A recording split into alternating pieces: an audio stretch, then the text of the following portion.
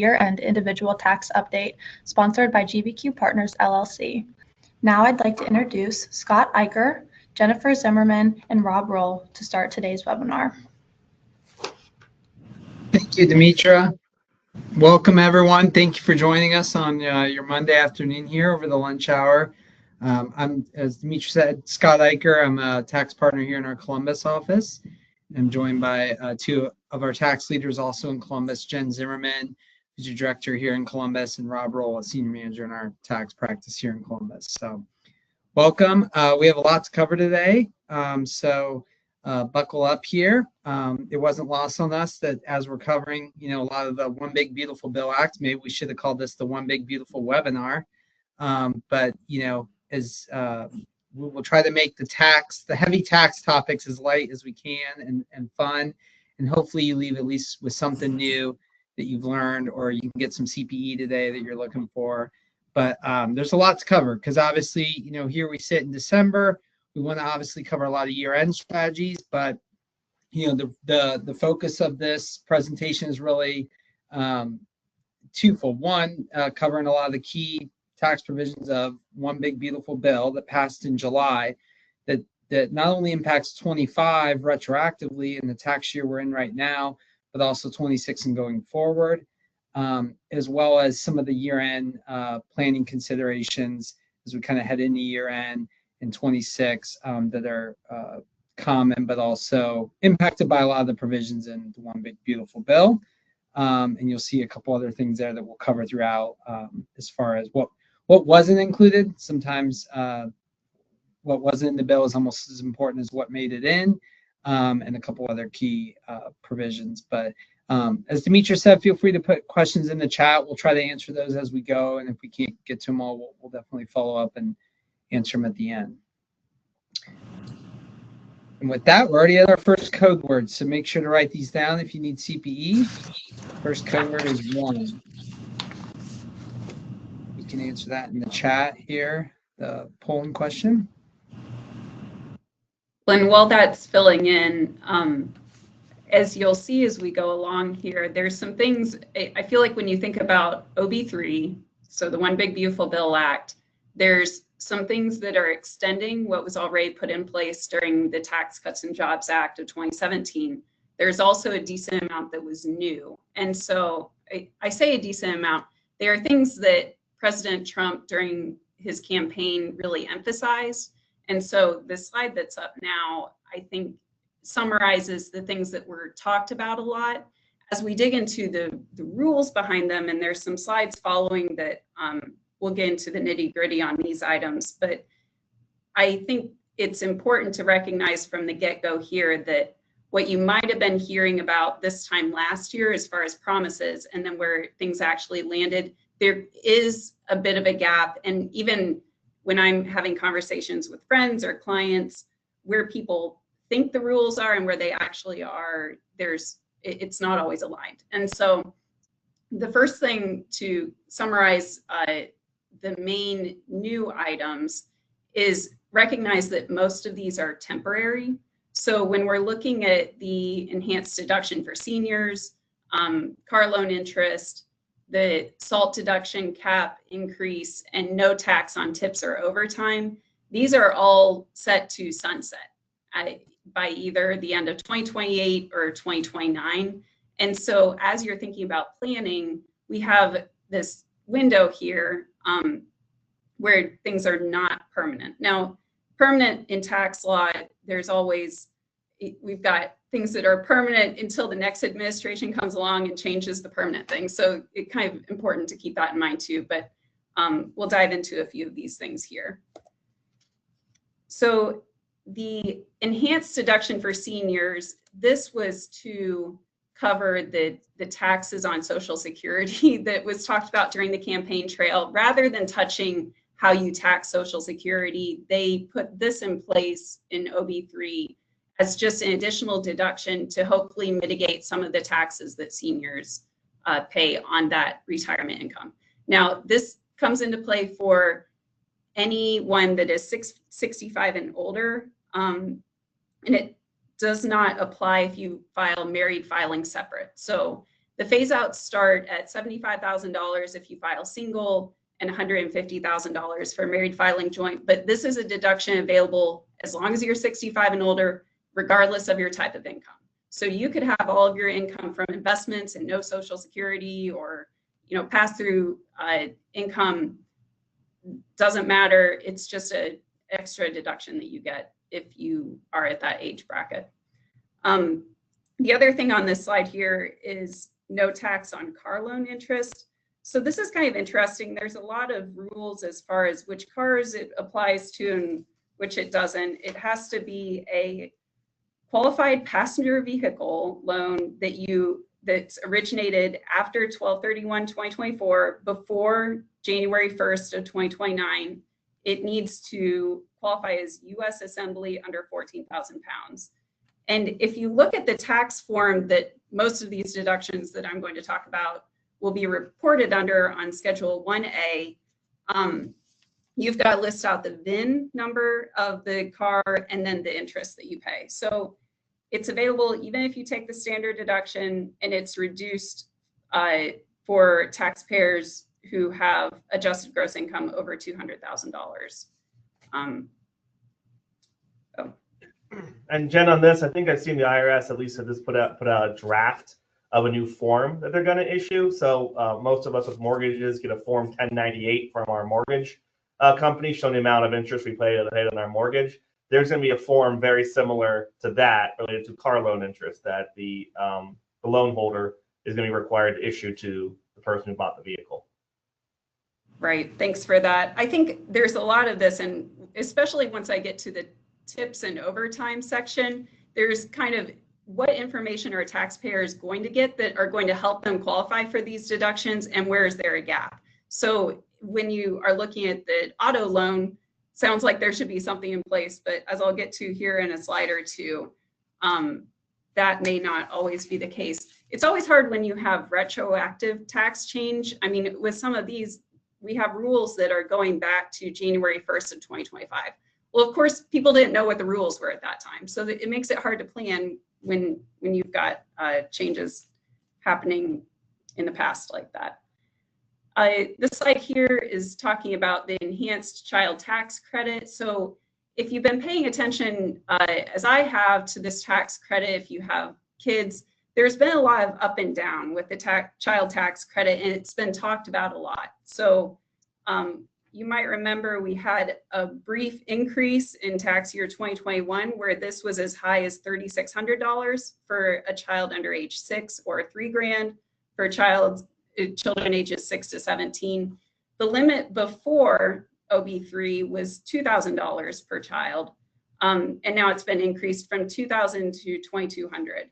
It's notable that this was set to revert back to pre-TCJ levels, which would have dropped it to $1,000, with the phase outs a lot lower on income. So if you have kids, it's kind of a nice increase here.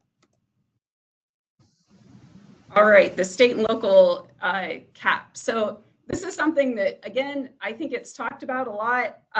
If I could summarize the changes, if your total state and local taxes, which that includes your income taxes paid to state or local, so using a Columbus, Ohio taxpayer as an example, you're probably paying taxes to the state of Ohio, the city of Columbus. You also are probably paying real estate taxes if you own your home. If the total of those taxes is less than $10,000, or if your modified adjusted gross income is greater than $600,000, there's no change for you as far as the changes that were implemented under OB3. But if you have taxes, your total SALT taxes are above $10,000, then you stand to benefit from this, because now the increased limit has gone from $10,000 to $40,000, and it's adjusted a bit for inflation for years after 2025. And then that limit is reduced down once your AGI is $500,000 or higher, with a full phase out at $600,000 for married taxpayers. So it's a lot of words to say that most taxpayers, I think, if your income is below certain thresholds, you'll really benefit from this. And real quick on this. The SALT was a big deal. It's a very expensive provision. Providing that extra deduction cost the government a lot of money. So this is one of the things that was wrangled over and over and over again in the passage of the OB3 going forward. And also, I kind of want to make a distinction and a point here. The state and local taxes are an itemized deduction, whereas a couple other items, the car loan interest and the senior deduction that Jen talked about, those are above the line deduction. You get those whether you itemize or not. The SALT deduction goes into the calculation of whether or not you itemize or take the standard. That's a great point. And later on in the presentation, we'll get into a few other itemized deductions, but that's an important distinguish, or it's important to distinguish in between some of the things I've already talked about, the things I'm going to continue talking about, and then when Rob and Scott take over, they're going to get into more good planning as it relates to some of the other itemized deductions. Thanks for that, Rob. All right, so tips. There has been a lot of guidance put out in this space. There's also, I would say, still a lot of confusion. So the rules are that you can deduct up to $25,000 per year in qualified tips from taxable income. I actually got a fun question from a friend in the last week or so. They said, well, tips are never subject to tax, right? It's like, well, all of your income should be subject to tax if you're reporting. Like, just because somebody gets paid tips in cash doesn't mean that it's not subject to tax, but that's my tax hat, not my friend hat. So anyway, so reportable tips, you should be able to deduct up to $25,000 per year in qualified tips. This applies to taxpayers that are in certain occupations. So think food and beverage workers, transportation and delivery, that sort of thing. This also, qualified tips are voluntary cash tips. So what that means is that if you are receiving a service charge or negotiated gratuity, so like the autograt, that doesn't apply here as deductible income. It's, again, another expiring provision. And the phase out begins for taxpayers who have a modified adjusted gross income of $150,000 or higher, or $300,000 for a married filing joint. It's another one of the provisions or the deductions that's going to be reported on this new Schedule 1A. I guess I'm probably pretty small on your screen, but this tips over time, the car loan interest that I talked about, and the enhanced deduction for seniors are all on this new form that's going to feed into the return. So Jen, if I have tips running through my pay stub, why am I paying tax on those still? They're not taxable. I shouldn't be paying any taxes, right? If they're running through your pay stub, then you are probably already having the Social Security and Medicare taken out, and there's all kinds of provisions there. I think also in that example of where it's already coming through on your pay, it's going to make this deduction really easy, right? Because you've already had the withholdings taken out, and now you just get to add this additional little deductible income in on your return and get the benefit there. So maybe you've already paid taxes, but then you get a refund down the line. It should make taxpayers that are in these service industries, I think it should be a nice little boost when they go to file their returns, assuming that they're not caught up in the income thresholds. Yeah, I agree. I mean, the other thing, and probably outside the scope of this presentation, but we're monitoring a lot of the states as they publish guidance, because this is, a federal deduction. And so we will see likely a lot of the states conform to this or not conform, and that'll happen kind of here. Typically between now and April 15th, you'll see a lot of states rush to publish their own guidance. So something else to be aware of. But again, it's not completely tax-free, because you're still paying, FICA, Social Security, Medicare on it too. Yeah, and I want to address one more thing that I get questions about, mainly from my friends, like, oh, well, I'll just restructure all my compensation to be paid in tips. Like, my clients don't pay me fees; they just give me tips, right? That'd be great. That's not the way that this works, unfortunately. The IRS and Treasury put out a list of occupations that usually receive tips. So if you're not in one of those occupations, you're not eligible for this deduction. Yeah, it's a good point. Oh, sorry, Jen. I was going to say the the IRS did put out additional guidance on November 21st, and something that I thought was interesting is, say that you have a self-employed business, so you're a self-employed individual that does customarily receive tips, then how do you determine how much is tips if you are in that? The guidance kind of lays out that you should keep track of a log, and as long as you can meet these certain specifications, then you can call those tips. Now, is it reasonable to say that all of your income is tips? No, but there is guidance out there a little bit more for our self-employed friends as far as meeting those requirements. There was a question in the chat about going back to the new vehicle interest. You know, is there any indication that the new vehicle interest form will be completed by the IRS in 25, and is it required for financial institutions to issue in 25 or not until 2026? I guess I'll start by answering. I believe a lot of the transitory guidance just states that you have to give borrowers kind of the information, either giving them access to an online portal or a statement. Didn't know if you guys had seen anything else on that new form. I can't speak to it. No, I haven't seen anything definitive, but I think for 2025, I think it's not, no form. I think the form I mentioned that's in draft form will start to be issued in 2026. I don't think it's going to be retroactive. Yeah, because I know this guidance that the IRS put out like back in October was just that you had to give, borrowers either like an online portal access or a monthly statement or an annual statement, but just some kind of information, provided to them. Well, and that ties really nicely into my next slide about overtime. So as I've been sorting through in preparation for this presentation, but then also just questions that I've received from clients and friends, it's interesting here with the overtime deduction, because what came out in OB3 and has been emphasized in the guidance that we've received from the IRS since then, it keeps referring back to the deductible portion of overtime is any overtime that is required by the Fair Labor Standards Act, so FLSA.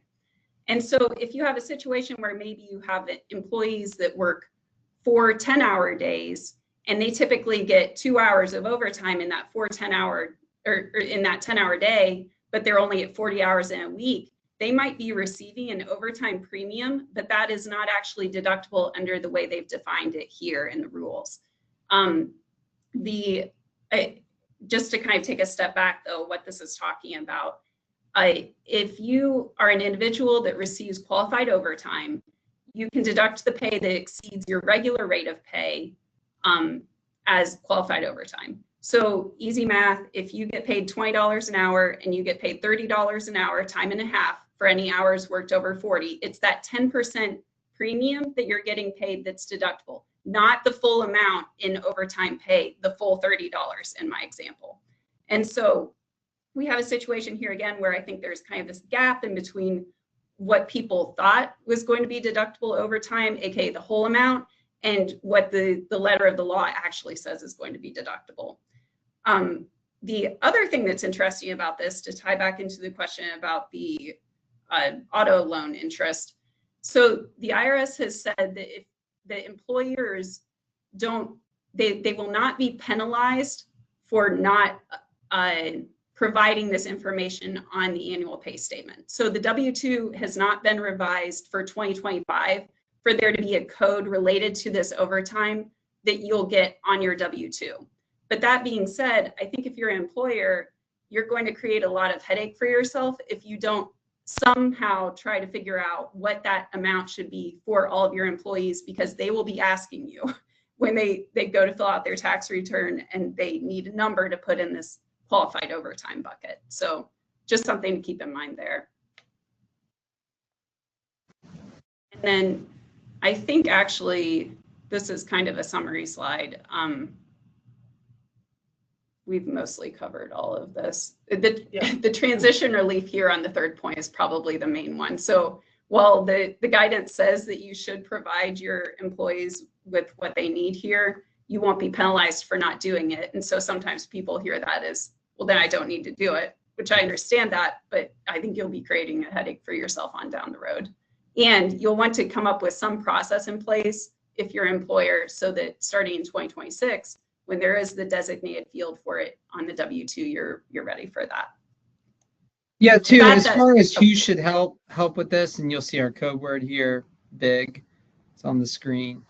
But just some color commentary on that as well. Like we've been having a lot of discussions with clients. We have a lot of clients in the restaurant service industry who are impacted by the tips and overtimes quite substantially, and we've been working with them and their payroll providers to kind of look at what information's available. So we'd recommend starting with your payroll provider, as they probably have codes and mappings to help kind of gather that data, and then from there work with your tax advisor and figure out kind of what's the best approach for providing that information to your employees, if you have questions on that.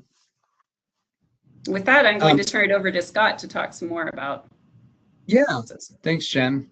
Yeah, as Jen said, really, that as we step back and look big picture at the One Big Beautiful Bill, really what it was about was making TCJ permanent. Obviously, the Tax Cuts and Jobs Act came under President Trump's first term as president, and a lot of what he campaigned on and a lot of his intent was to extend and make permanent a lot of the TCJ rules. There were some enhancements, as Jen covered here, that came about on the campaign trail here for his second term, but this was a big one, right? So TCJ rates, the tax rates were set to sunset up to a top rate of 39.6.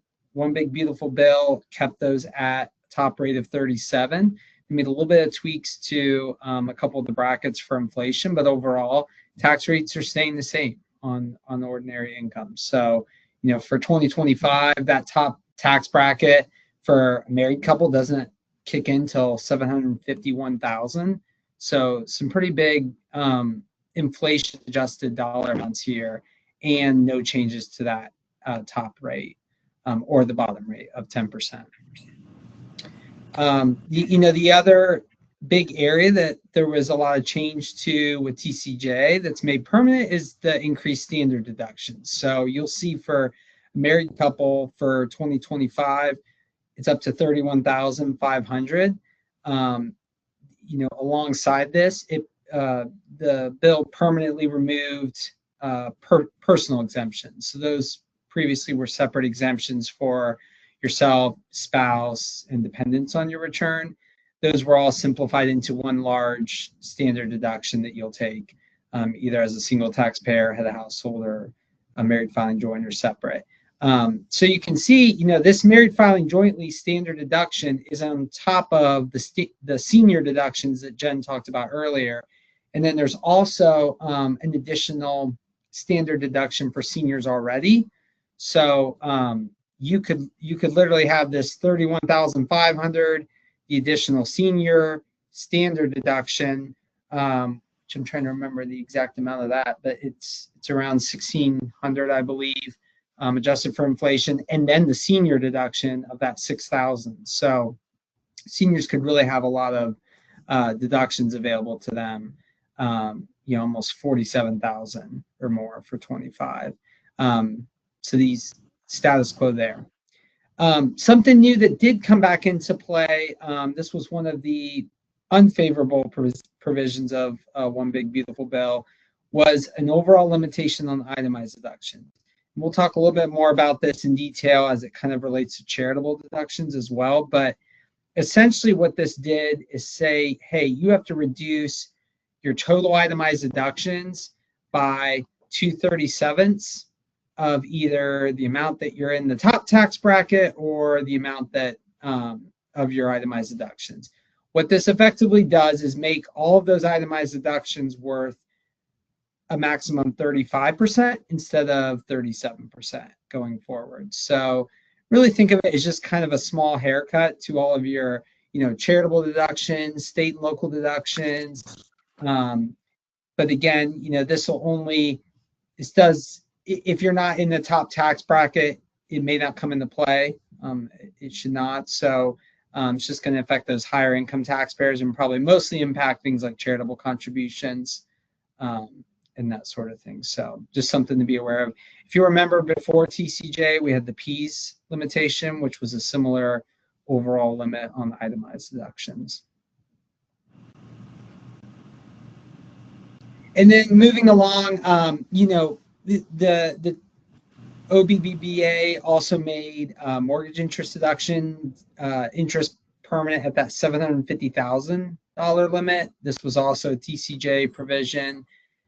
So think home equity lines, any kind of home equity debt that is used to buy, substantially improve your home, that's limited to $750,000 of debt. We also have the miscellaneous itemized deductions being permanently terminated. So those were things like safe deposit box, investment advisory fees, tax preparation fees, unreimbursed employee expenses. If you're just a W-2 employee, there was a lot of miscellaneous deductions that went into there that have been permanently eliminated. But again, all of this really is just an extension of the TCJ rules. So these provisions should look familiar to you.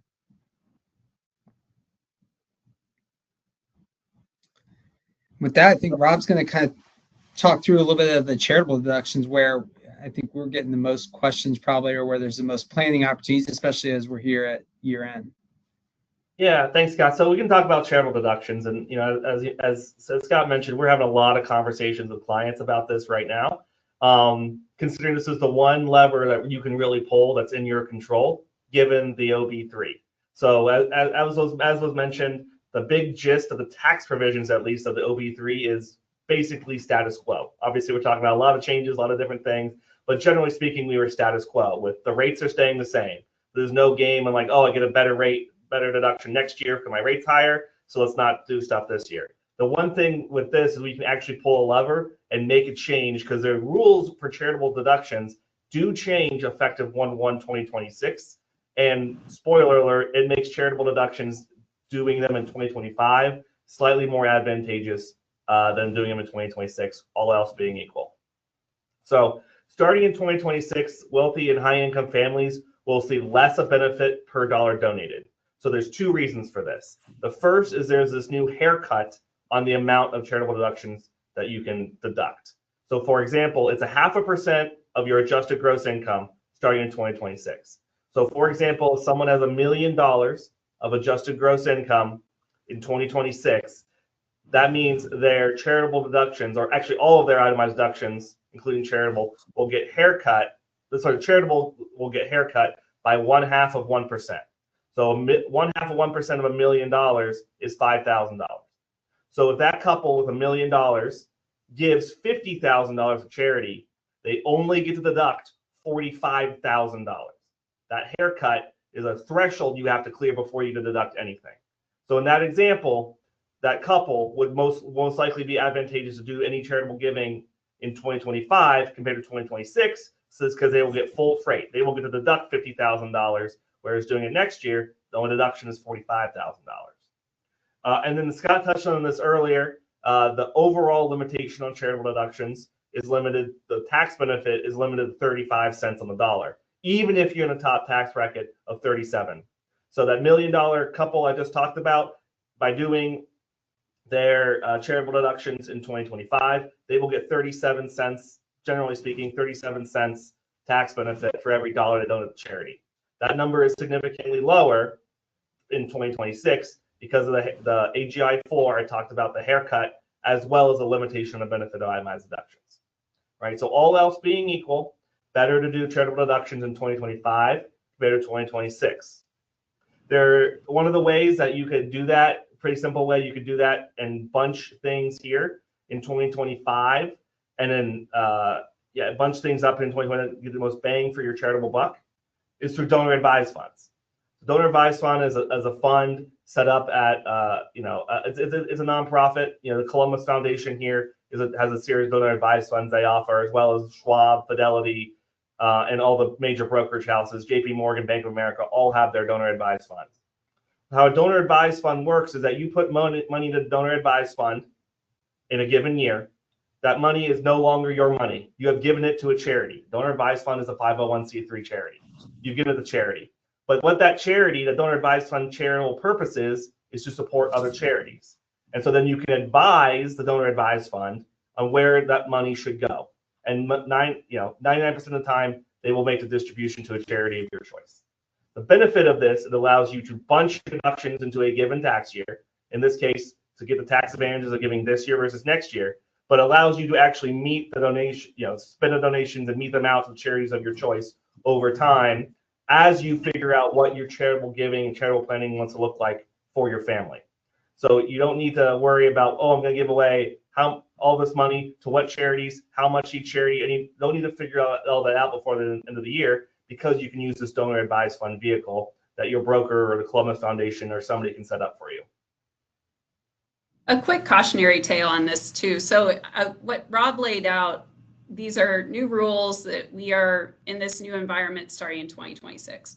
But I think planning is really important here too, because I was starting to model something out for one of my clients. He has income that it's highly geared towards capital gain income in 2025. He's expecting to have mostly ordinary income in 2026. And so we were talking about how much he wants to give to charity. I was bringing up these different limitations, and we really reached a point where it made more sense, even with these limitations in play, to push those charitable contributions to 2026 because of the nature of his income in 2025.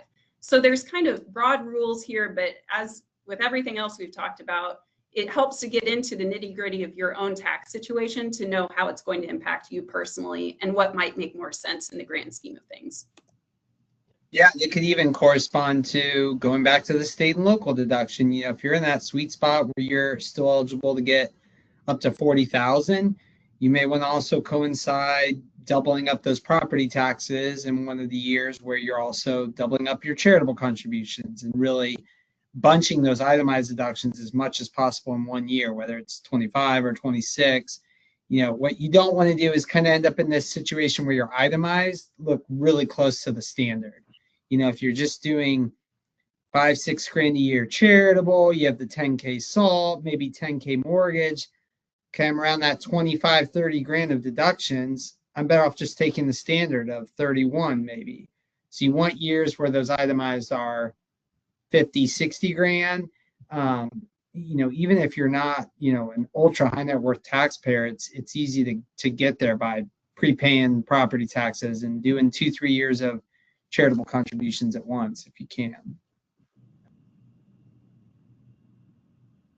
So all those, so we just talked about charitable contributions in the context of those taxpayers who itemize, but there's also a change for those taxpayers who don't itemize, and they will actually be able to get a tax benefit from charitable contributions. We had a very similar program during the COVID years, but now there's a new above the line deduction of $1,000 for single filers or $2,000 for married filing joint for cash contributions to charities. So you don't have to itemize in addition to your standard deduction. If you're a married couple, you can deduct up to $2,000 for your charitable contributions. Caveats here: it must be made to a public charity. It must be in cash. So your goodwill donations don't count for this. And the donations for this cash, the above the line deduction, cannot be the donor advised funds. So it must be cash contributions to public charities in order to be eligible for this above the line deduction for charitable contributions. Again, that's if you don't itemize, you get this little carve out deduction. And charitable deductions for itemizers, we went over that on the prior screen. So next slide is about energy credits. A lot of energy credits, the quote unquote Tesla credit for electric cars, that has already sunset on September this past September 30th. You can still get a credit before middle of next year for EV chargers that you purchase. And then a lot of the miscellaneous crazy, listing of home energy efficiency credits or anything like that, those will terminate at the end of the year, whereas previously those were supposed to be at least through the 2030s. That last bullet point, most of those were enhanced or introduced by the Inflation Reduction Act, which is one of the signature achievements when President Biden was in office. So this was a easy way for the Republican-controlled Congress to find money to offset some of the costs of these by eliminating these tax credits. The cost of the One Big Beautiful Bill Act by eliminating these tax credits. Alternative minimum tax, this is a whole concept, but basically the alternative minimum tax is you calculate your tax, the amount of tax you owe based on everything we've talked about, and then the IRS gets a second whack at you on the alternative minimum tax with a different tax calculation. That's the alternative minimum tax in a nutshell. Importantly here is that their alternative minimum tax has what they call the exemption, which is, way to think about that is a very large standard deduction for AMT purposes. That's very large, but the One Big Beautiful Bill Act, actually that deduction shrinks very quickly now. But so it's actually very likely that more taxpayers will be subject to the alternative minimum tax, including the fact that your state and local tax deduction does not count. You don't get to deduct that for AMT purposes. So between this phase out and the state and local tax deduction and some other items, we're actually probably going to see more taxpayers end up in the AMT than we have the last few years. All right, Section 1202, I've been allocated only a few minutes of this time to Section 1202, which is actually quite painful for me. I have a 5.5-year-old daughter, and besides for her, Section 1202 qualified small business stock is my favorite thing in the world to talk about. I'm very fun at parties, yes, for those of you thinking that right now.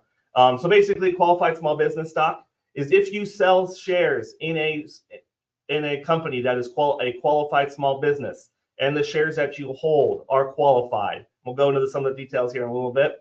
Your gain from that sale of stock can be tax-free. And the One Big Beautiful Bill Act changed some of the requirements on individuals holding the shares as well as the companies that are issuing them. Next slide. General requirements, the shareholder, the person holding the shares, must hold the stock at original issuance. That means you had to have received the stock in exchange for money or property given to the company. You can't buy stock from a third party and have it be qualified small business stock. Also, the date of issuance, that stock, the corporation must have been a C Corp, not engaged in, generally speaking, a service business or a hotel, motel, restaurant, or banking business. Next slide. All right, so let's just say you have C Corp stock that meets all those requirements. For stock issued after July 4th, 2025, that's the date of enactment of the OB3, if you hold that stock for between 3 and 4 years, 50% of your gain on the sale of the stock can be excluded from your income. If you hold it between 4 and 5 years, 75% of that gain can be excluded from income. And if you hold it for 5 years or more, 100% of your gain can be excluded from income. Those first two bullet points are new. Before the OB3, it used to be 5 years or nothing. Now there's a sliding scale starting at 3 years to allow for that gain exclusion. Also, before the OB3, the exclusion, the amount of income you could say I'm not taxed on, was $10 million of gain. Now that amount is $15 million of gain, and that $15 million will be adjusted for inflation every year. So I don't know of a single other part of the tax code that allows an individual to exclude $15 million of income from gain. Obviously, a lot of things have to go right to make that happen, but that possibility is out there if everything qualifies. And I only went over some of the general qualifications here on these slides. Yeah, and this is something. So that qualified small business exclusion is claimed on an individual return. You'll see here, but it's really important to work with the company and understand whether or not they qualify, whether or not they believe they meet these requirements, and they typically have to provide some information to you as an investor, a holder of this stock. But something to always think about in the back of your mind if you hold kind of closely held small business stock like this, because we do find that sometimes we get close to a company that's selling and they don't realize that the stock meets this requirements, or they didn't think they were going to hold it this long.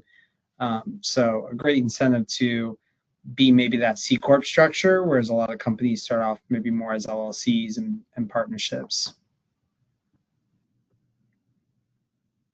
Planning's critical though, like anything else, even with choice of entity structure, the reason if you reach out to a CPA and ask them what type of entity you should be, the reason you get a lot of "it depends," "let's discuss," "let's talk about it" is because keeping the end in mind can matter, and maybe what type of exit the company might have in the future might lean towards being a C corp. So yeah. And yeah, Scott mentioned, just wrapping up here, there's some AMT considerations with qualified small business stock. It is possible to restructure your entities to qualify. So let's say you're currently operating as a partnership or an S corp. Remember, qualified small business stock can only be stock of C corps. There are some possibilities, obviously, be very carefully studied, where you can convert your partnership or restructure your S corp to be a C corp, and then you might possibly in the future have qualified small business stock. Something to think about long-term planning in that regard. Also, long-term planning stacking. So that $15 million exclusion I mentioned is per taxpayer. So if you want more $15 million exclusions, you just create more taxpayers. One way to do that is gifting shares to your kids, or you can give shares of trust for the benefit of family members. Each of those different people is considered a separate taxpayer and will get their own $15 million exclusion. Again, this is long-term thinking, because if you gift the shares now, you don't have an exit for 7 years. The value of the shares you're gifting now are lower for estate tax purposes and could be much more advantageous long-term. Obviously, long-term strategic planning, discussions, business reasons, tax reasons, all things to talk to us about. And of course, I would love to do that because I love Section 1202, qualified small business stock. So, all right. With that, I have code words, CP code word number 3, which is beautiful.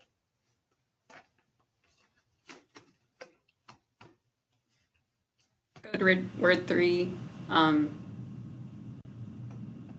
think there should be a pop-up. There we go. Okay. So be sure that you're plugging in the code word here as I start rambling on about the next slide. Numbers are still going up, so I'll pause a little bit more. Again, that's beautiful on the code word. All right.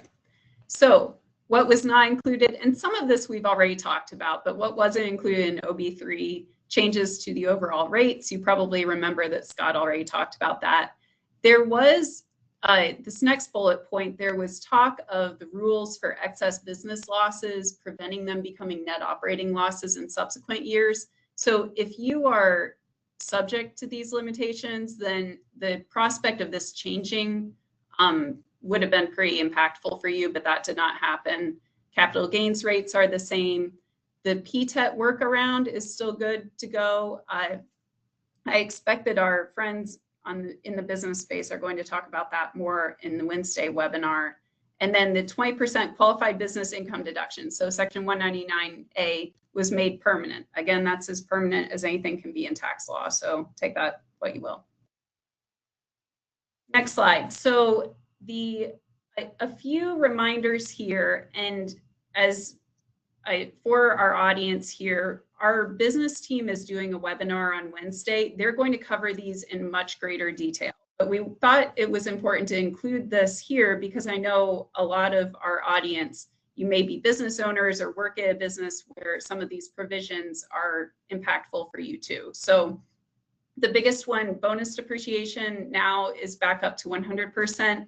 If you have qualifying equipment that you were placing in service, that was set to drop, I believe, to 40% deductible up front. And so the fact that now we're back in this 100% expensing environment is really important.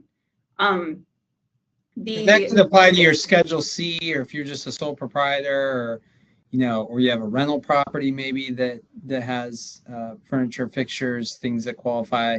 You can take those expenses on your individual return then. Yep, thanks for that. Interest expense limitation. So broadly, the limitation here is that deductible interest needs to be lower than 30% of EBITDA. It had been EBIT, so think earnings before income taxes, depreciation and amortization. So by dropping the DA on EBITDA, it's increasing the limit, which increases the amount of interest expense that you can deduct. And then R&D, again, this is going to be covered in much greater detail in the webinar on Wednesday. So we've got a quick QR code here. If you want to scan that, sign up for the webinar Wednesday. You can learn way more from my colleagues, Jeff and Mark. You can hear them talk. We don't get any commission if they sign up during this, right? I don't think, we're not incentivized. We just want you to hear more, get more CP this week at GBQ. So. Right, no referral code. The cost is still free, so we're good there. With that, I'm going to turn it back over to Rob to talk about qualified opportunity zones. Yeah, so this is before we move this to just with those business provisions, I think too, something to keep in mind is if you are an owner in a pass-through business and you have a large amount of Section 174 expenses that are going to come through or bonus depreciation, it's important to be aware of those as that flow through business owner, because as the ultimate taxpayer, then those deductions and that income is going to impact all the other things we're talking about around deductions and itemized deductions and income limitations. So that's where, you know, the business and individual stuff's closely tied in when you're talking about flow through entities. So maybe something that impacts a lot of people. Yeah, we're gonna move on to qualified opportunity zones, and this was one of the programs that was introduced with the Tax Cuts and Jobs Act back in 2017. I would say that the program has been extended in spirit, but there's been some significant changes to the way it was originally implemented. So the OB3 has these new rules starting 1/1/2027. No changes to the prior opportunity zone fund investments. So the way these opportunity zone funds work, you know, a fund is set up that invests in underserved areas. As deferred by my Treasury Department, it designates certain census tracts as opportunity zones.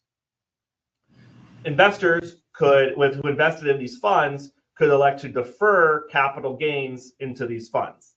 So I have a capital gain, and within 180 days, I invest cash in the opportunity zone fund. I could choose to defer that gain because I invested in one of these funds.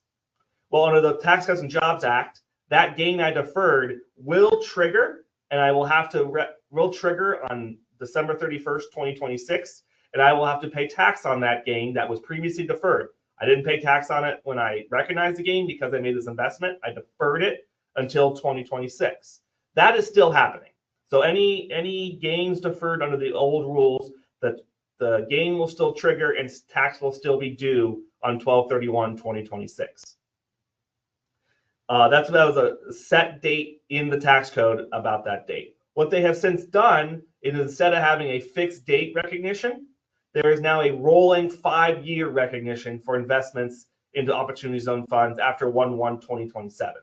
So if I recognize a gain and I invest in the opportunity zone fund in within 180 days in the same tax year, then that gain gets deferred for up to 5 years, right? It's not a fixed date, it's 5 years. And this will roll every single tax year. Also, in addition, if I hold that investment and the gain triggers upon the 5 years, or if I sell that fund investment early, it triggers upon an exit of the fund. But if I was to hold that gain, that fund for 5 years, and the gain triggers, I actually only pay tax on 90% of the gain. There's this 10% step up in basis, which I like to phrase as gain forgiveness, if you hold an investment fund for at least 5 years, right? So I sell something, I have a $100,000 gain, I take $100,000 of cash and invest in opportunity zone fund. I don't pay tax on the $100,000 gain. And if I hold that fund for 5 years, I actually only pay tax on 90,000 of gain because I get this 10% gain forgiveness. So not only do I get, basically 10% of my gain is tax free, I also get the time value of money for 5 years, not paying taxes on it. Of course, you got to worry about liquidity. Most of these funds aren't liquid, so you got to find the money, make sure you're coordinating all that just fine. In coordination with your cash management. If you hold a qualified opportunity zone investment for at least 10 years, all appreciation of that investment is tax-free. So let's just say that $100,000 investment I made, and let's just say I hold that fund for 10 years and then I sell that investment or that investment liquidates and I get $1 million. That $900,000 of gain on this investment, if I hold it 10 years before selling it, that is 100% tax-free. Pretty significant tax incentives here. And the idea is to generate a capital flowing into underserved, lower incomes that need more development. And you also hear states will now get to decide what part of their states are qualified opportunity zone funds, whereas previously that was solely a designation of the Treasury Department.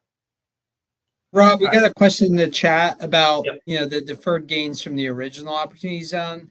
Since those are due become basically realizable 12/31/26, do those have to be factored in the quarterly estimates paid throughout the year, and how should we think about those? Yeah, absolutely. So the gains will trigger to be due in 2026. So as we're thinking about 2026 estimates, they will be due with quarterly estimates. Although if you're going to have a spike in income because of that gain in 2026 compared to 2025, you probably want to opt to do the safe harbor and pay 110% of 2025's tax. Again, everybody's situation will be variable, but yeah, so that tax on that gain that's going to trigger on 12/31/2026, you may have to start paying that as early as this coming April, depending on your situation. All right, estate and gift tax exemption. Before the TCJA, this was scheduled. So first of all, at gift tax, the estate exemption is how much net worth a person can die with, own when they pass away, before they start paying estate tax, right? Before the OB3, that amount was set to sunset to $5 million indexed for inflation. So somewhere around $7 million per person, or 14, 15 million for a married couple.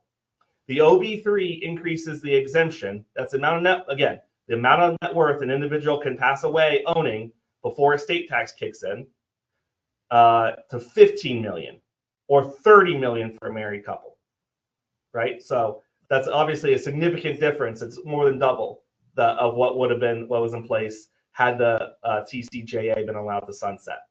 So I know a lot of my clients were breathing pretty easy after this because they had been waiting, sitting on doing some gifting and seeing where things would shake out before deciding to make some large gifts to trusts or their kids or anything like that. But now we know that you have $30 million of exemption, which is good to know for planning purposes. However, I'm telling a lot of my clients, just because we know what it is now, it's not an excuse to do nothing. All those discussions we've been having about gifting to your kids, to trust and everything, those still apply. Because by gifting now, using the increased lifetime exemption amount, we can get things out of your estate, and you can have that growth happen outside of your estate instead of waiting a couple years. It goes up in value, and then not being able to use as much as your exemption as you would like, or being limited in the amount you can gift at that time. So I really have talking with clients. We've been talking all through the last couple of years with this impending sunset of gifting. Do we do it? Do we not? Yes, it does relieve some of the urgency, but this is not an excuse to do nothing on the estate and gift front for some of our very high net worth individuals and clients and families. Yeah, and Rob, I think too, even if you've done a lot of planning in the last few years, or maybe you maxed it out when it went to 10 million, or you've been maxing it out every year, just the inflation adjustment alone is substantial. So even if you've made, for our ultra high net worth clients that have made gifts beyond the 13.99 million, for a married couple, you just got another $2 million that you can give away. And I think be intentional about what assets we use to do that. Obviously, work with your estate planning attorney and your CPA and financial advisor to identify the best assets for gifting. Yeah. So I know we're kind of running low on time. Section 529 expenses. We continue to see that more and more types of expenses are eligible to be paid from 529 accounts. We now have homeschool expenses that can be paid starting in 2026. $20,000 a year can come out of a 529 plan to pay K through 12 private education expenses. That was previously $10,000. Also, anything credentialing. So, we're talking with 3 CPAs here. Apparently now our CPA study materials and everything like that can now come out of 529 plans, as well as, other things.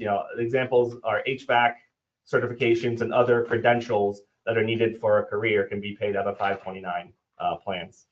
And also 529 plans, you can roll leftover monies from a student's account. You can roll those into a Roth IRA in their name.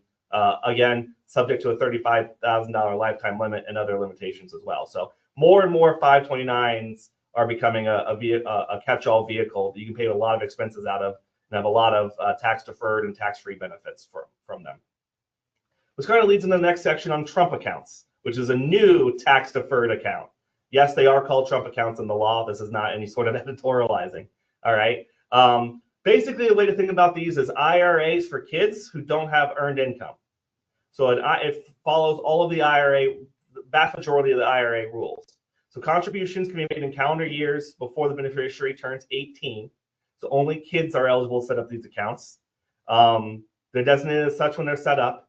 And in a pilot program, the federal government is paying $1,000 into a Trump account for kids born between 2024 and 2029.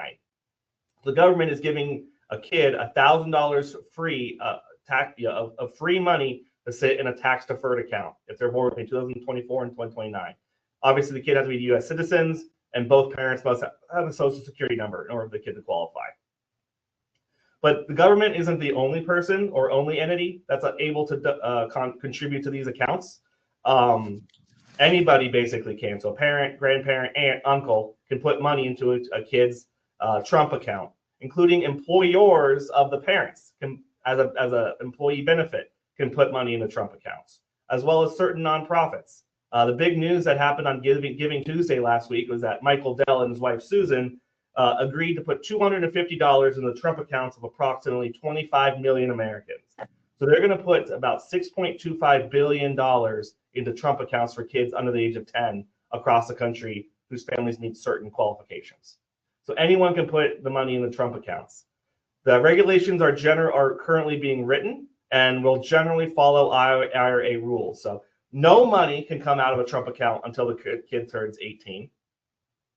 Between 18 and 59 and a half, the distributions follow IRA rules. So generally speaking, distributions will be taxable and subject to a 10% penalty unless they're used for certain exceptions. Most notably, first-time home purchase is an exception to that. Then once a child turns 59 and a half, it's an IRA. You can withdraw the money. It'd be taxable to you when you withdraw it, but you're no longer subject to penalty. There is also limitations on what these can be invested in. Basically, they have to be invested in non-leveraged index funds, whether mutual funds or ETFs, whose expenses are less than $10,000, or sorry, 10 basis points. Sorry, expenses less than 10 basis points. So there's some limitations on withdrawals and limitations on the investments, but overall, these are a new vehicle for tax-deferred savings for kids. And real quick, regulations still being written, but the IRS did say they put out the form, draft of the form. It is form 4547. And I know for one, I got a chuckle when I heard that. Just so happens that President Trump is both the 45th and 47th president of the United States. So I'm fairly certain that was not an accident. That is form 4547 being used to report these things. Thanks, Rob. With that, we got our final code word. Bill, let's make sure to answer the poll question there. Yeah, I think to summarize, 25 is in some ways no different than a lot of years where it's important to kind of take stock of, what kind of income do you have in 25 or 26? Should we be accelerating either deductions or income? A lot of the traditional strategies still apply, things like capital loss harvesting, taking required minimum distributions from your IRAs that are required so that you don't including QCDs for charitable if you're and then that's perfect. So qualified charitable distributions for 25, you can do up to 108,000 directly from your IRA to a charity. And then if you're married, that can be 216,000 if you both have a IRA. That's a great way to avoid a lot of the income limits we talked about previously, and some of those charitable limitations. Note that those qualified charitable distributions cannot go to donor advised funds. We did get a question in the chat about that. But again, thank you for your time. I know we packed a lot in an hour. Hopefully you came away with some tax strategies or things to help think about here as we head into year end. And be sure to join us on Wednesday this week for our year-end business tax update. Thank you and have a great day.